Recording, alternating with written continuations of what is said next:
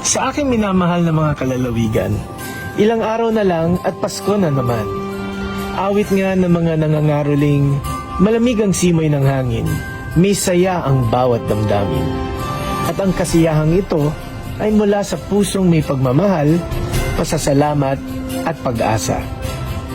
Ang Pasko ay paalaala na walang hangganan ang pagmamahal ng Diyos para sa atin. Siyang pagmamahal na nagbigay ng isang tagapagligtas, ang ating Panginoong Hesukristo. Singliwanag ng tala na gumabay sa mga pastol at sa tatlong hari ang pagmamahal na hatid sa atin ng Diyos. Kung kaya't ang Kapaskuhan ay magandang pagkakataon rin upang magpasalamat sa biyaya ng Panginoon. Itong pusong mapagpasalamat ang nagbubuklod sa atin bilang isang komunidad. At ang pasasalamat natin sa Panginoon ay ating ipahayag sa pamamagitan ng pagiging bukas palad sa ating kapwa, lalo na sa mga nangangailangan.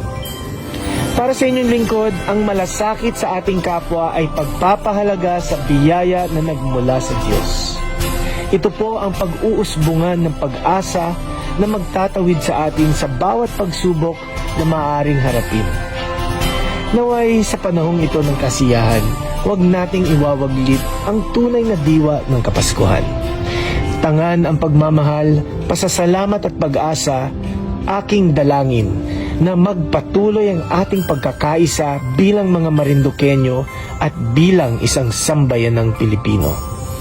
Sa pagpasok ng bagong taon, patuloy tayong magsikap at kumilos para sa mas magandang kinabukasan para sa ating pamilya, komunidad at sambayanan.